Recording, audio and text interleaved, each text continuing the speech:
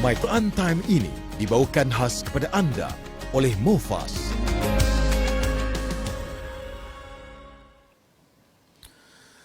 أعوذ بالله من الشيطان الرجيم بسم الله الرحمن الرحيم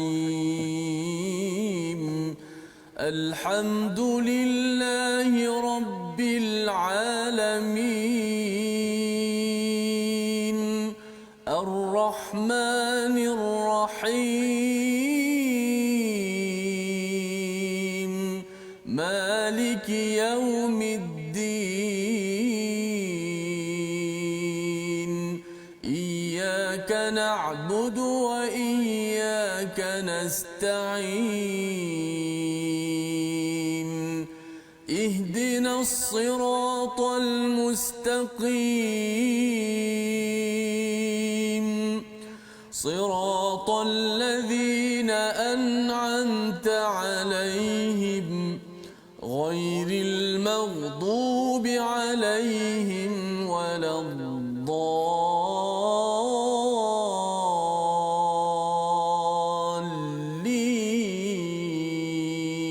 آمين.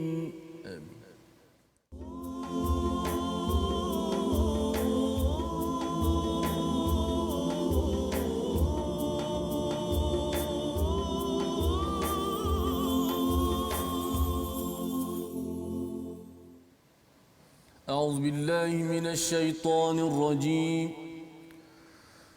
ولو أننا نزلنا إليهم الملائكة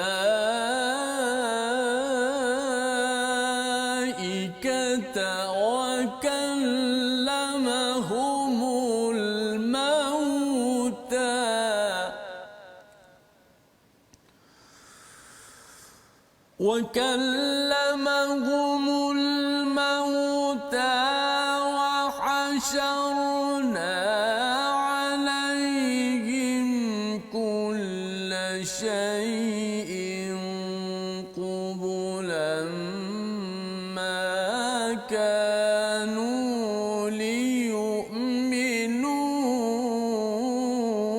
إلا أن يشاء الله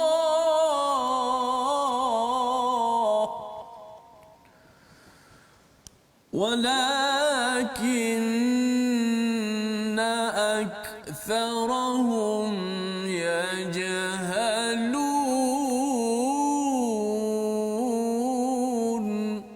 صدق الله العظيم. Assalamualaikum warahmatullahi wabarakatuh. Alhamdulillah wassalatu wassalamu ala Rasulillah wa ala alihi wa man wala syada la ilaha illallah syadana Muhammadan abduhu wa rasuluhu. Allahumma salli ala sayidina Muhammad wa ala alihi wa sahbihi ajma'in. Amma ba'du.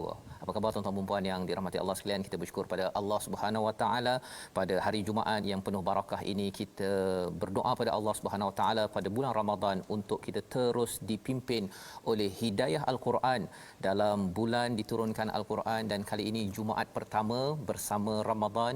Kita doakan agar tuan-tuan terus ceria, gembira bersama Al-Quran. Kita membaca halaman ataupun juz yang ke-8 pada hari ini.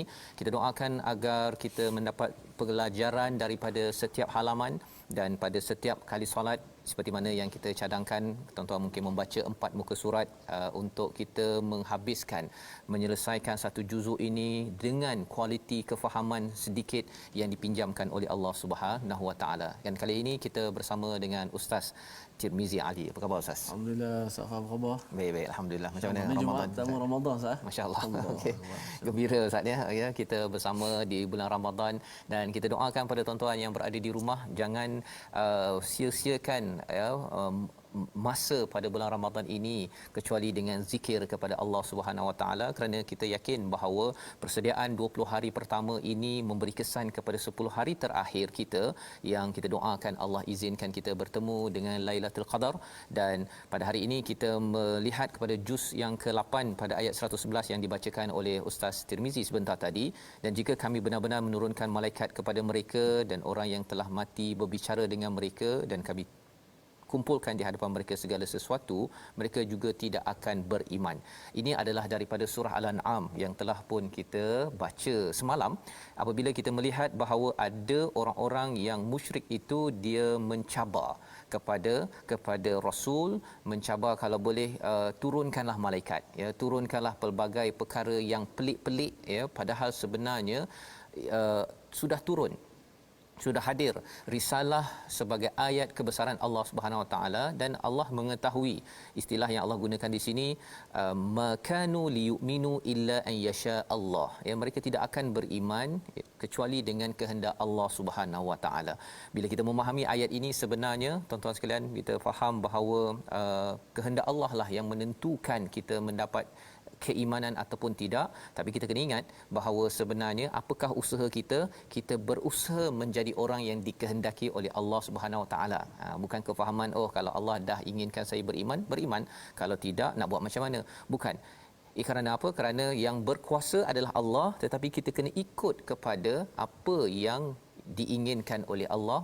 Seperti kalau katakan seorang bos, ya, ini sebagai contoh manusiawi, iaitu bos kata buat A B C dapat bonus, maka kita ikut peraturannya, kita dapat bonus, ya. Dan bila walillahil mathalul a'la, contohnya kepada Allah ni lebih lagi melangkau daripada makhluk, iaitu bila Allah berkehendak begini dapat keimanan, maka kita akan melakukan aktiviti tersebut, termasuklah kita sama-sama membaca al-Quran pada bulan Ramadan al-Mubarak ini.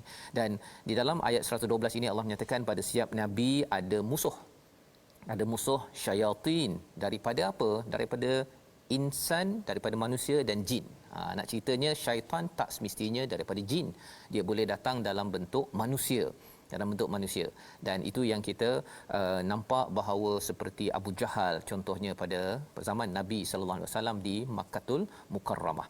Dan di dalam ayat ini Allah menyatakan berkali-kali afa ghairallah, pada ayat 114 itu, patutkah aku mencari hakim selain daripada Allah. Ini adalah ketetapan tauhid, ya, hukum sebenarnya adalah datang daripada Allah yang memberikan kepada kita kitab, ya, yang memberikan kepada kita penerangan, kebenaran, dan tidak wajar ada keraguan.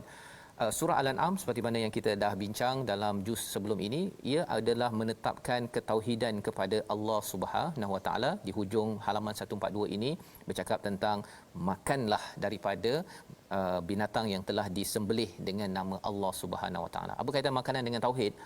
Puncak kepada ketauhidan seseorang, dia jaga apa yang masuk ke dalam tubuh badannya itu pun sebenarnya tidak ada beza, Ustaz, ya. Ayam yang disembelih dengan nama Allah yang tak disembelih ini tak nampak pun bezanya, tetapi kerana kita bukan sekadar melihat fizikal semata-mata, tetapi melihat aspek spiritual, kerana ini amat berharga bila sampai di akhirat nanti. Halaman 143 Allah menyambung kepada makan, ya, dan mengapa kamu tidak mahu memakan daripada apa yang disembelih disebut nama Allah, padahal Allah telah menjelaskan kepadamu apa yang diharamkan. Ada orang yang dia campur aduk, Ustaz, ya. Jadi ini digelar sebagai muqtadin, melampau batas, ya, iaitu dia nak benda yang diletakkan kepada berhala-berhala contohnya, ataupun yang disebut dengan nama selain daripada Allah, diberikan nama-nama khas, ya, padahal Allah tidak menyatakan demikian. Jadi halaman 143 ini Allah nyatakan peranan siapa ini. Allah nyatakan di dalam ayat yang ke-121, dan janganlah kamu memakan daripada apa yang tidak disembelih dengan disebut nama Allah. Perbuatan itu adalah fasik. Syaitan akan membisikkan pada pengikutnya agar mereka membantah perbuatanmu.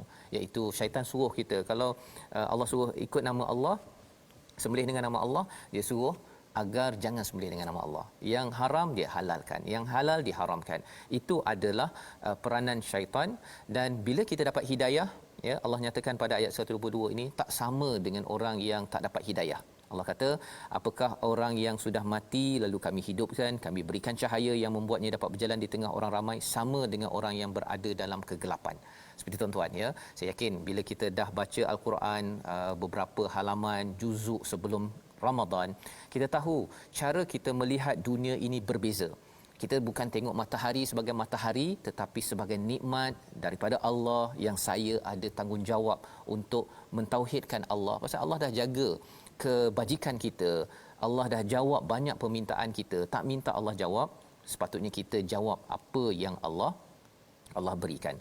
Dan tanda seseorang itu dimudahkan untuk menuju kepada Allah, apa kata Allah dalam ayat 125 halaman 144, faman yuridillah an yahdiyahu yashrah sadrahu lil Islam. Ya, siapa yang Allah ingin diberikan hidayah padanya, Allah akan lapangkan hatinya.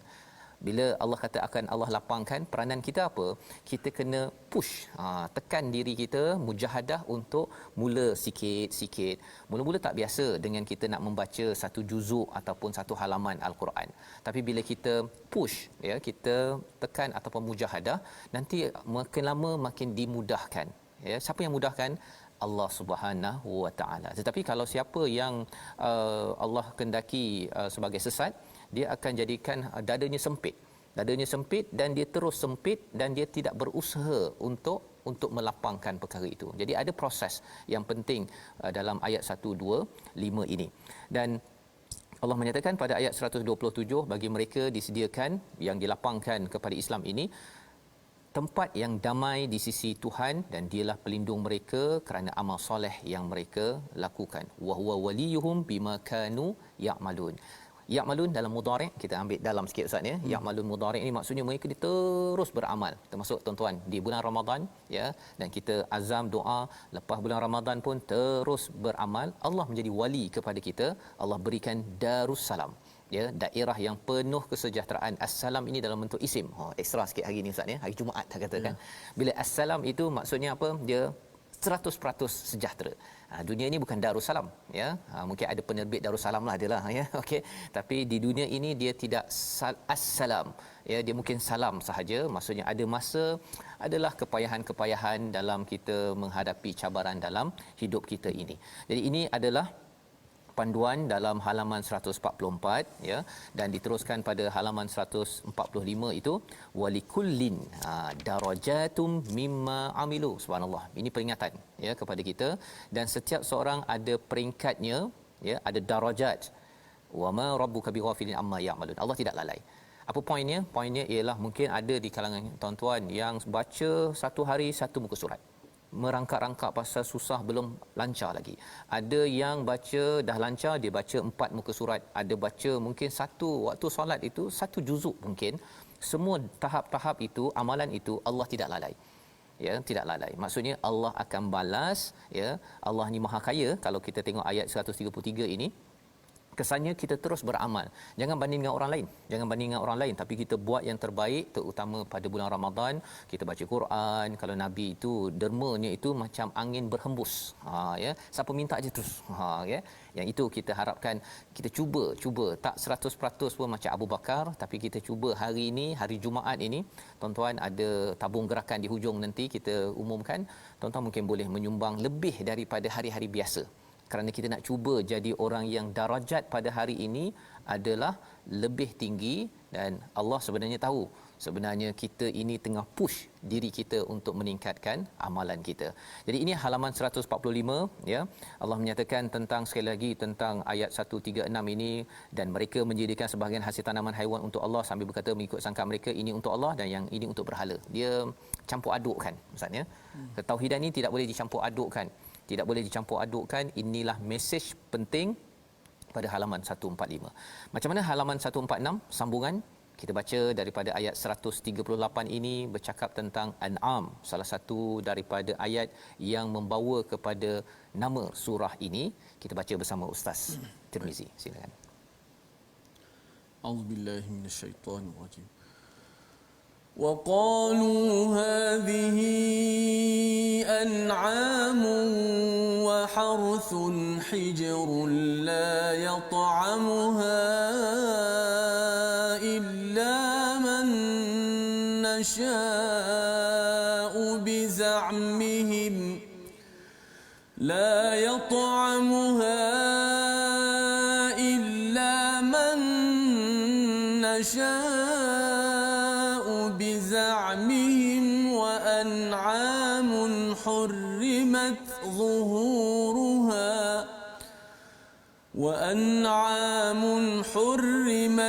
ظهورها وأنعام لا يذكرون اسم الله عليها افتراء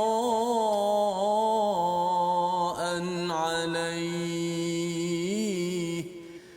سيجزيهم بما كانوا يفترون. صدق الله. Surah Al-Azim, begitulah daripada ayat 138 ya, daripada halaman 146. Waqalu, mereka berkata mengikut tanggapan mereka, inilah haiwan ternakan hasil bumi yang dilarang, tidak boleh dimakan kecuali oleh orang yang kami kehendaki. Dan ada pula haiwan yang diharamkan yang ditunggangi, dan ada haiwan ternakan yang ketika disembelih tidak disebut nama Allah, itu sebagai penipuan terhadap Allah. Apakah mesejnya? Masih lagi konsisten ya. Dalam surah Al-An'am ini Allah menekankan tentang peranan musyrik. Dia mengharamkan, dia binatang ternakan itu Ustaz ya, dia ada yang halal, ada yang haram. Kalau ayat yang 139 ni ada yang binatang untuk lelaki, ada untuk perempuan. Pelik-pelik dia punya ideanya. Mungkin zaman ini tuan-tuan rasa ada ke lagi orang yang berfikir begini? Ada ya, dia kerana dia obses dengan berhala ataupun tuhan selain daripada Allah, kehidupannya bersama rutin yang pelik-pelik. Itu poin dia ya. Termasuklah pada ayat 140 itu sampai sanggup membunuh anak. Ya, sanggup membunuh anak kerana apa? Kerana bila tauhid tidak khususkan, ikhlaskan kepada Allah SWT, dia rasa macam anak ni tidak membawa tuah kepada dirinya. Dia rasa bahawa anak ini begitu begini. Itu adalah cara berfikir yang songsang. Mengapa jadi begitu? Kerana Allah cakap di sini pada ayat 140 di hujung itu, qad dallu wa makanu muhtadin. Mereka itu tidak dipimpin hidayah oleh Allah Subhanahu Wa Taala. Jadi peranan hidayah dalam hidup kita inilah yang menyebabkan tuan-tuan dapat pada hari ini berpuasa ya, dan juga kita menjaga hubungan sesama ahli keluarga. Ini peranan tauhid. Dan bila kita bertauhid pada Allah, ada cabaran, kita bukannya kita rasa kita mesti bunuh ataupun halau. Itu bukan solusi daripada orang yang mendapat hidayah, yang mendapat tauhid daripada Allah Subhanahu Wa Taala. Jadi Allah bawakan pada ayat 141 bukti ketauhidan Allah dengan kebesaran Allah, menjadikan macam-macam tanaman, haiwan ternakan. Dan pada ayat 143 Allah beritahu tentang pasangan binatang. Tetapi orang yang ada masalah musyrik, syirik ini, dia ada pula cakap pasangan ini, pasangan itu ya, diharamkan, tidak diharamkan, pada halaman 147. Dan kemudian pada ayat 14 ataupun ayat 147 mereka mendustakan ya. Maka jika mereka mendustakan kamu, katakanlah Tuhanmu mempunyai rahmat yang luas dan siksanya kepada orang-orang yang berdosa tidak dapat dielakkan. Dustakan siapa? Orang yang syirik, yang tidak mentauhidkan Allah, mendustakan Nabi SAW, Nabi Muhammad. Zaman sekarang ni maksudnya dia pandang Nabi itu tak penting. Ya, dia rasakan bahawa siapalah orang Arab ni, lelaki Arab ni. Dia cakap begitu. Tetapi bagi orang yang beriman, dia amat membenarkan kepada Nabi SAW. Pasal apa? Pasal ini adalah utusan daripada Allah Subhanahu Wa Taala. Kita kalau sekadar nak baca al-Quran sahaja tanpa panduan sunnah Nabi, kita akan tersasar. Ya, kita tak nampak apa aplikasi daripada Nabi sallallahu alaihi wasallam. Jadi halaman 148 ini bercakap tentang hujah yang jelas pada ayat 149.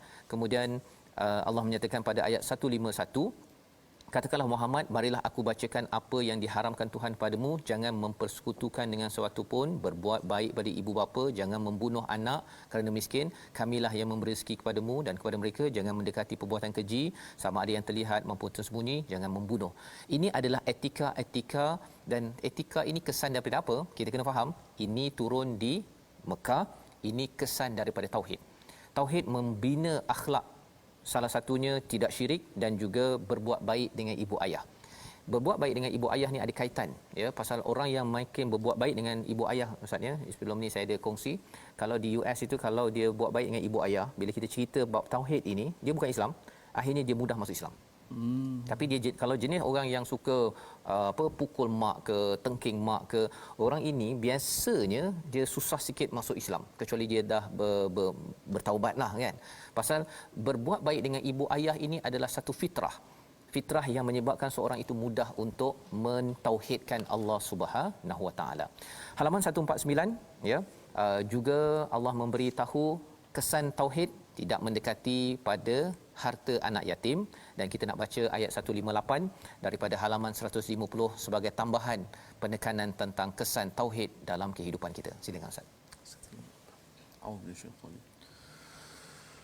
هل ينظرون إلا أن تأتيهم الملائكة أو يأتي ربك أو يأتي بعض آيات ربك يوم يأتي بعض آيات ربك لا ينفع نفسا إيمانها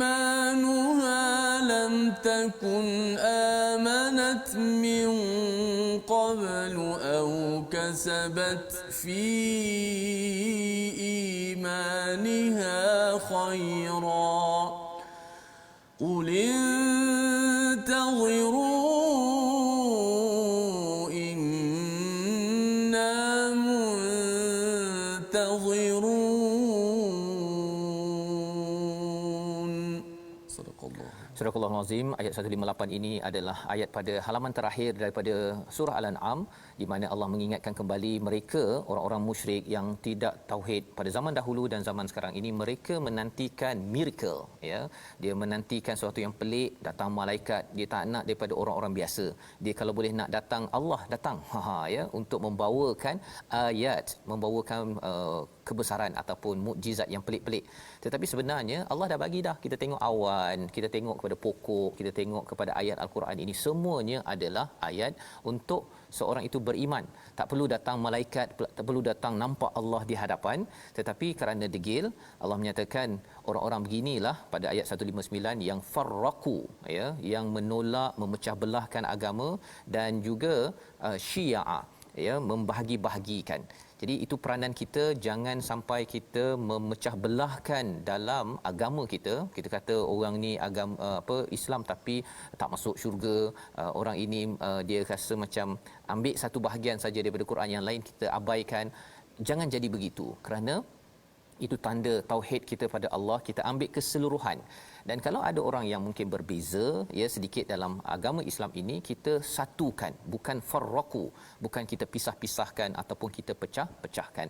Ini adalah motivasi pada kita, terutama pada ayat 160 itu Allah menyatakan siapa buat baik ada 10 balasan ataupun 10 ganda ya. Dan pada bulan Ramadan ini malah lebih lagi ustaznya, berganda sampai 70 sampai 700 kali ganda special. Itu yang ini general ayat 160 umum. Tapi pada bulan Ramadan Allah gandakan lagi fardu ya, yang sunat pun Allah gandakan. Jadi bila tuan-tuan derma ataupun baca Quran, dia berganda-ganda. Jangan lepaskan momen ini. Jadi kita berehat sebentar. Rehat tuan-tuan pun ya, bukan minum, tetapi kita banyakkan istighfar, zikir pada Allah SWT. Kembali semula selepas ini menyambung halaman seterusnya My Quran Time, baca faham amal insya-Allah.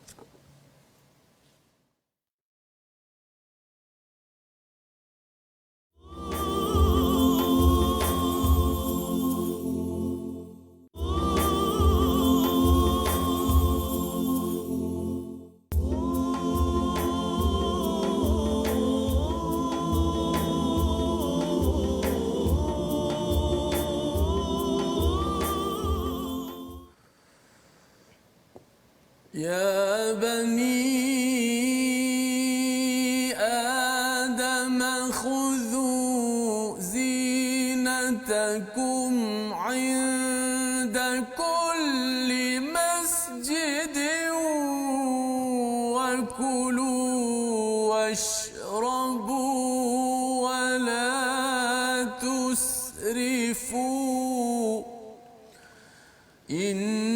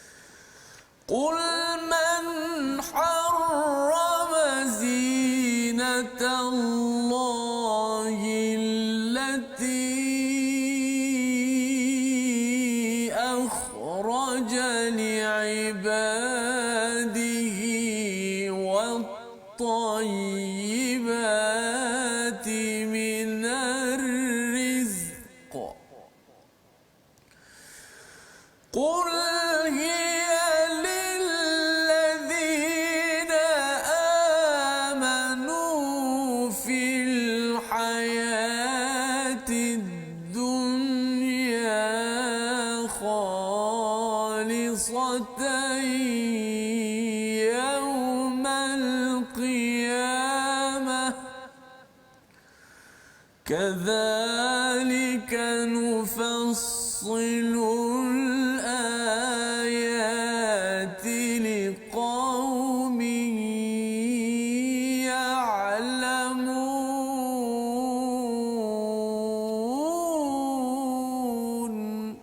صدق الله. Surah Al-Azim, kita kembali dalam My Quran Time baca faham amal pada hari ini untuk juz yang ke-8.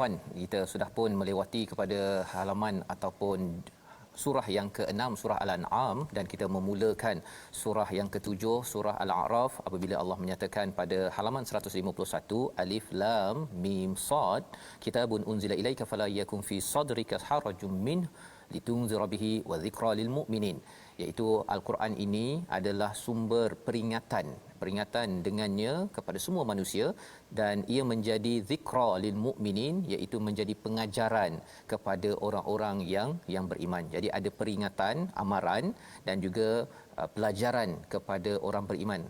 Bagi orang beriman dia dapat pelajaran dan ini adalah perkara yang Allah ingatkan dari masa ke semasa di dalam al-Quran.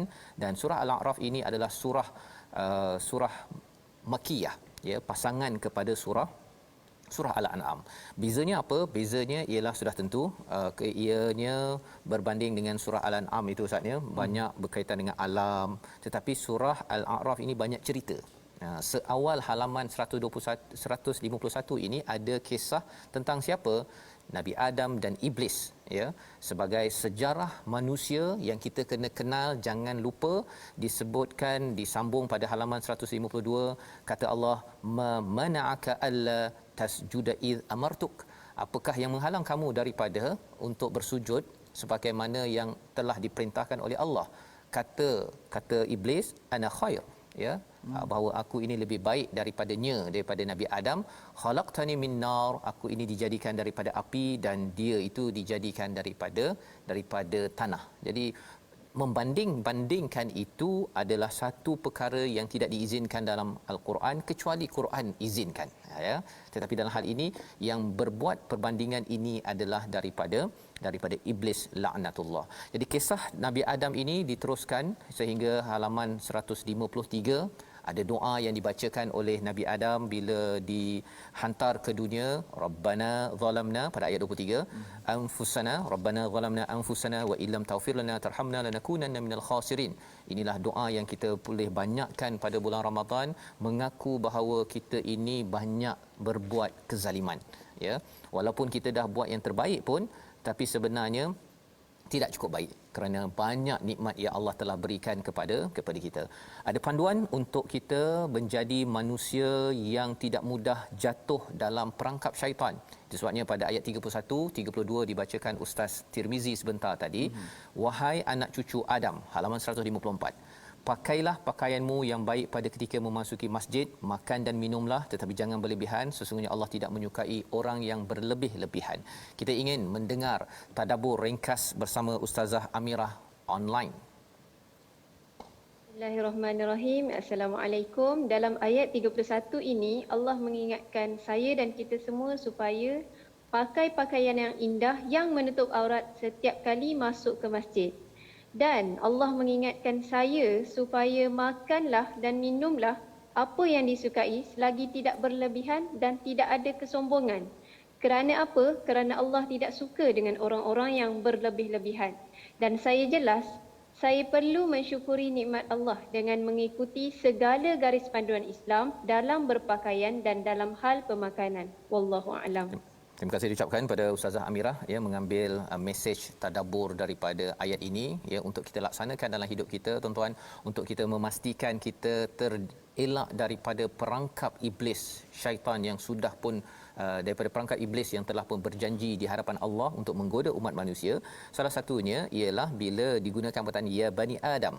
Dia boleh saja ya ayuhan nas, ya ayyuhallazina amanu, tapi kali ini ya bani Adam kerana setiap kali tuan-tuan berjumpa dengan Adam, maksudnya itu ada kaitan dengan sejarah manusia. Jangan lupa sejarah itu, iaitu kalau di sini pakai pakaian yang sesuai, makan makanan jangan melampau.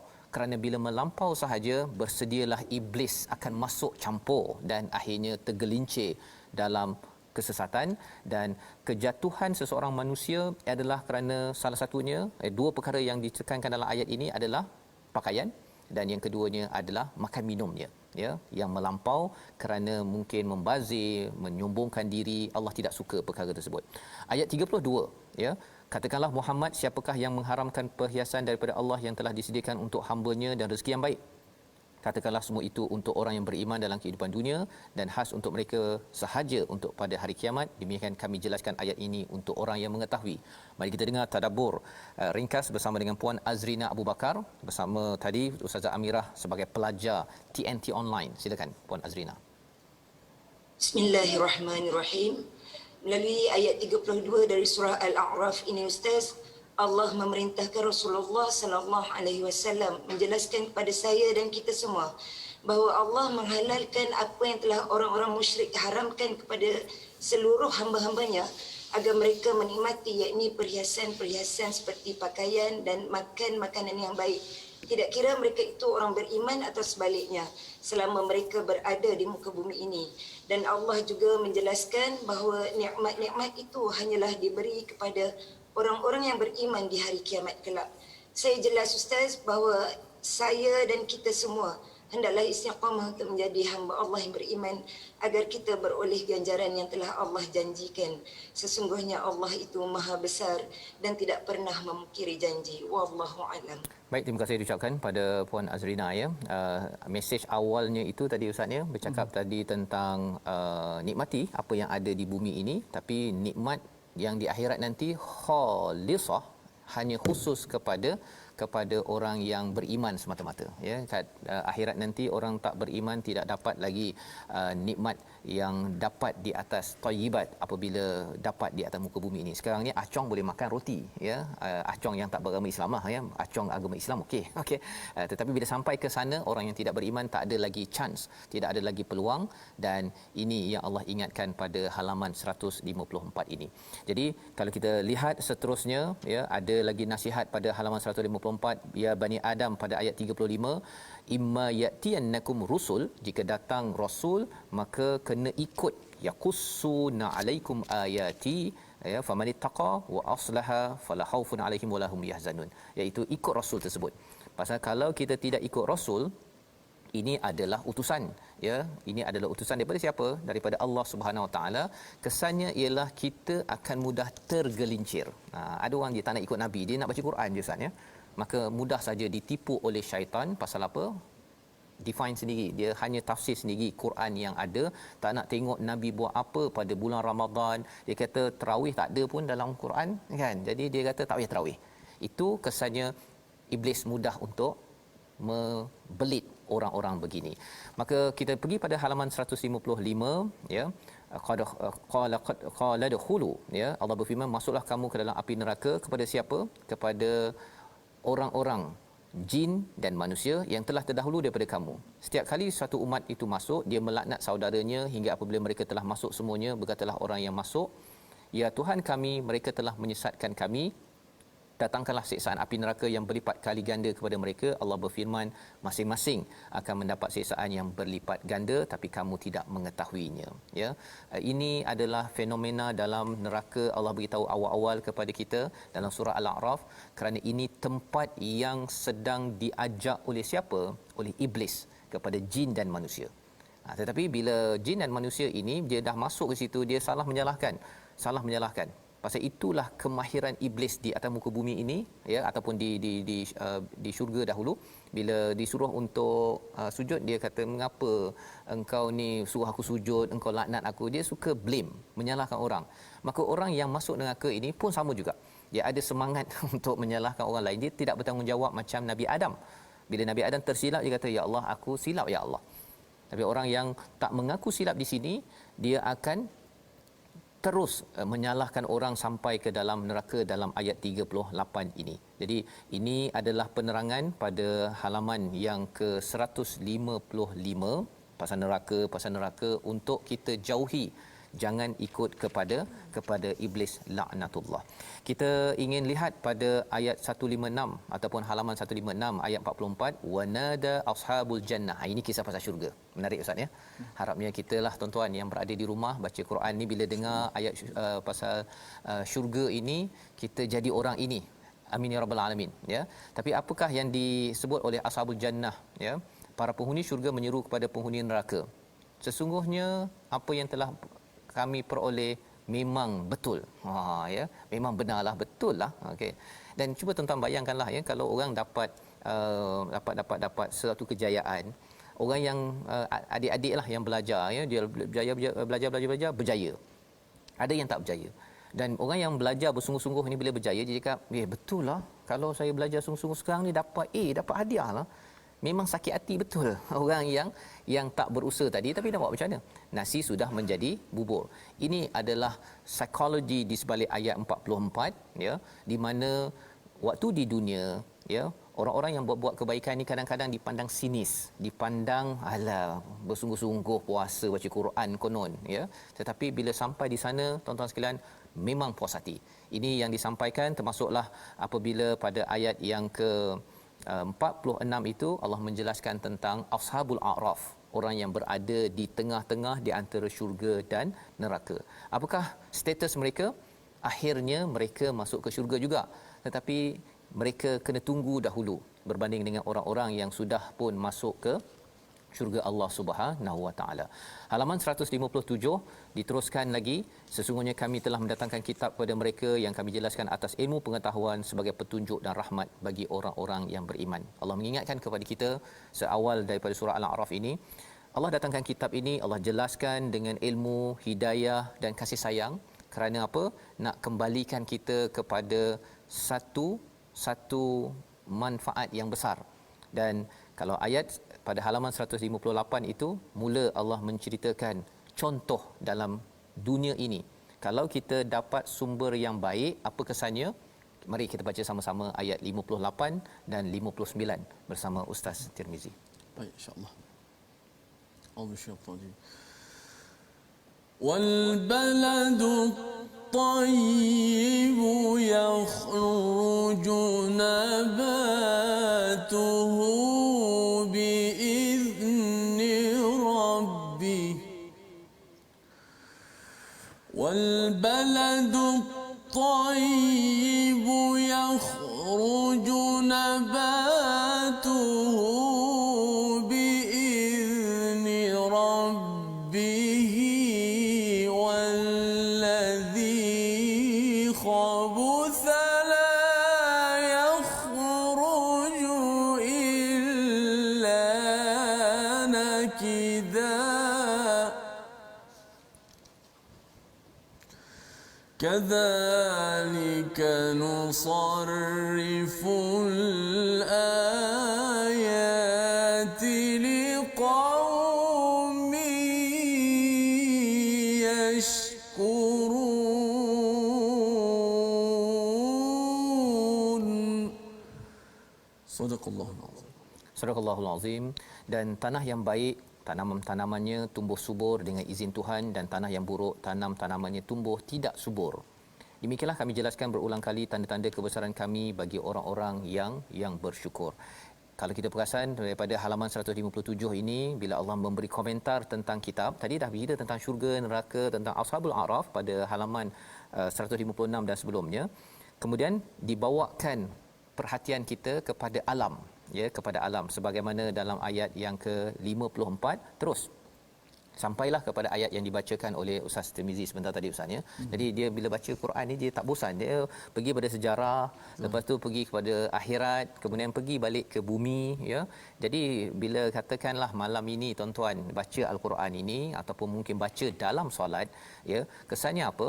Kita akan dibawa cara berfikir kita itu merata-rata ya, dan kesannya tidak bosan. Tidak bosan satu, dan yang keduanya kita dapat menghargai kehebatan Allah Subhanahu Wa Taala. Jadi apa kesannya bila kita baca ayat 58 ini? Tanaman yang baik ya, tanah yang baik, tanam-tanamannya tumbuh subur dengan izin Tuhan, dengan izin Allah Subhanahu Wa Taala. Jadi bila ada tayyib ya, kalimah tayyibah daripada Quran, kesannya Ya, kalau tanah baik kesannya ada tanaman yang baik. Kalau kalimah thayyibah kita baca banyak pada bulan Ramadan, kesannya apa tuan-tuan? Kita akan menghasilkan kita ni sebagai pokok yang rendang, yang menjulang. Kalau dalam surah Ibrahim itu memberi buah pada setiap masa. Rendang itu meneduhkan orang pun rasa sejuk bila duduk dekat kita dan dapat manfaat banyak Ustaz. Ya, kalau Nabi itu beri sedekah tu banyak. Itu maksudnya buah setiap kullahin kalau dalam surah Ibrahim itu tadi. Ini adalah perumpamaan Allah suruh kita perhatikan. Kalau tuan-tuan buka puasa nanti, ya contohnya makan apa Ustaz? Ustaz nanti nak buka puasa? Ada plan ke belum lagi ni? Okey. Kalau tak plan pun tak apa. Okey. Tapi kalau katakan dapat makan buah mangga ke, jangan cerita lebih-lebih Ustaz ya. Sebenarnya buah itu kalau kita tengok balik, ini daripada nabat, daripada tumbuh-tumbuhan, dia beri manfaat pada saya. Saya ni memberi manfaat apa pada dunia? Itu kesannya. Ya, dan sudah tentu kalau kita selalu baca Quran, kita akan derma, kita mungkin ambil alamat siapa-siapa hari ni ke jiran sebelah, beli lebih sikit, masak lebih sikit, bagi. Kerana itu kesan daripada kalimah thayyibah. Kalau dalam ayat ini wal baladut thayyib, kepada tanah ataupun negeri yang baik. Dan Allah bawakan terus kepada kisah pula. Ayat 59 Ustaz. Baik. Kisah ya. Kita bacalah Ustaz satu. Ya. A'udzubillahi minasyaitanir rajim. لقد أرسلنا نوحا إلى قومه فقال يا قوم اعبدوا الله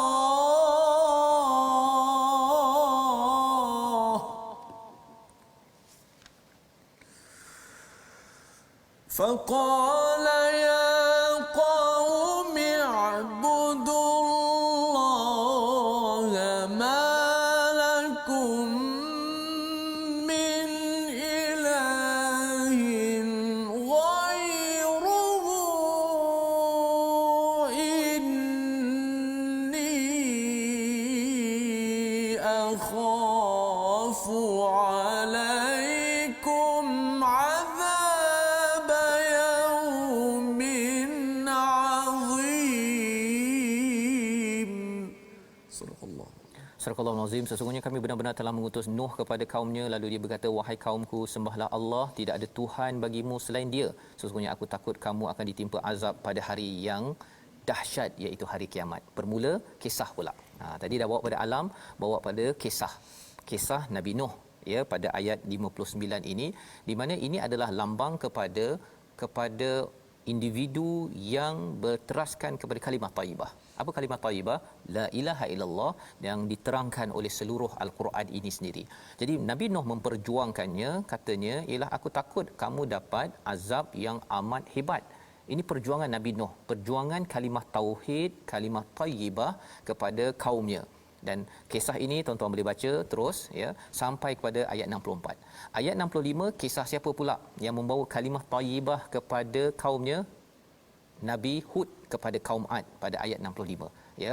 Kaum Ad ini dia ada sadur kuat ya, bangunannya besar ya, dia boleh bina tamadun yang hebat, tetapi mereka sombong, maka diingatkan oleh Nabi Hud ya pada ayat 66, qalal malaul ladzina kafaru min qaumihi inna lanaraka fi safahatin.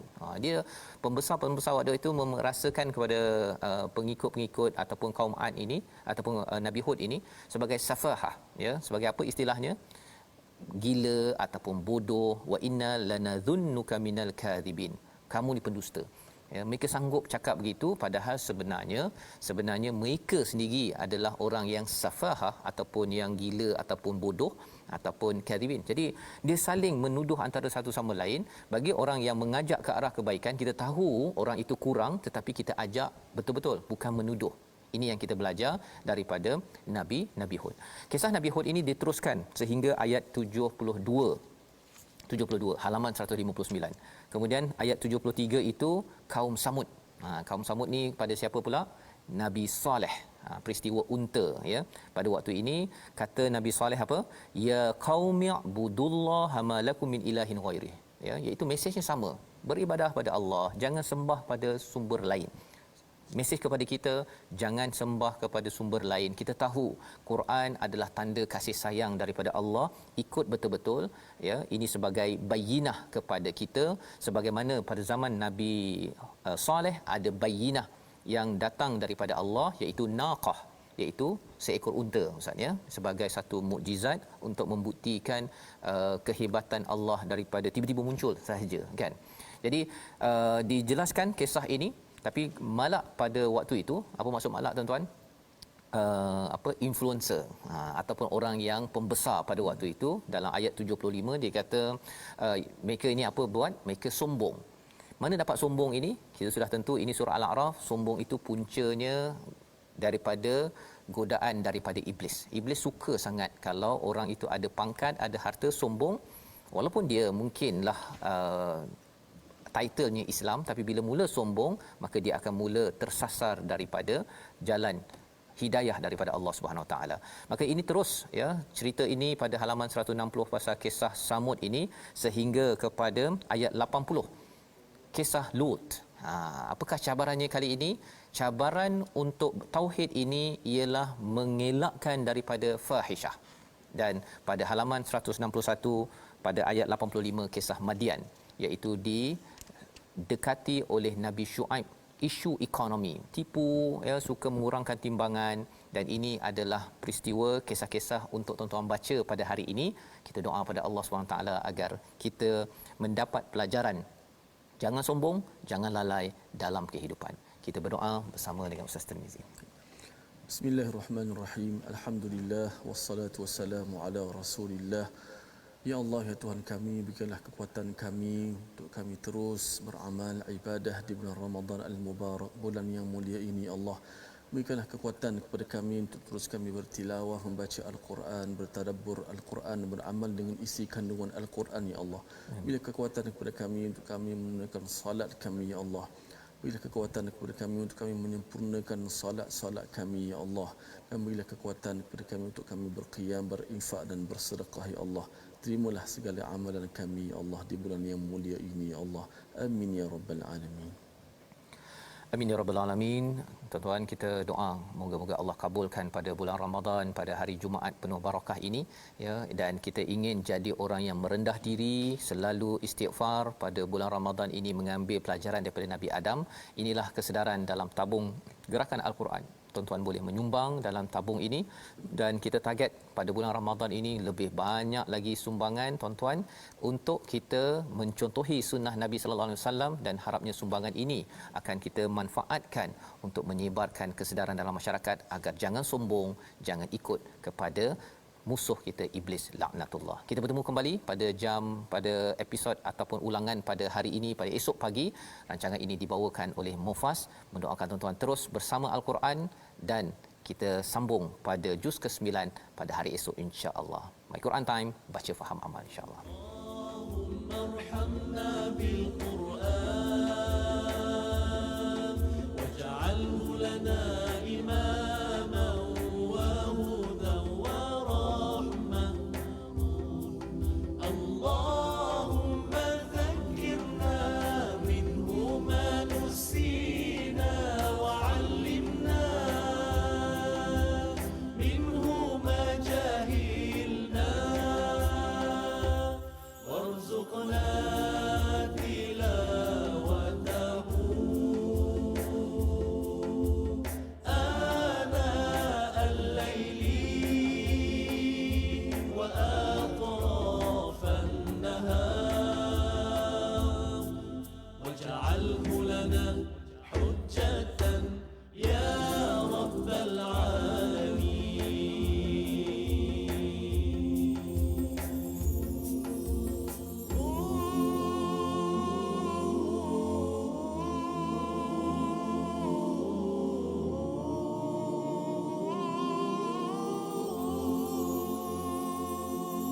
Rahmati kami dengan Quran, jadikan ia imam kami, petunjuk dan rahmat. Allah ingatkan kami. My Quran Time itu tadi dibawakan khas kepada anda oleh Mofas.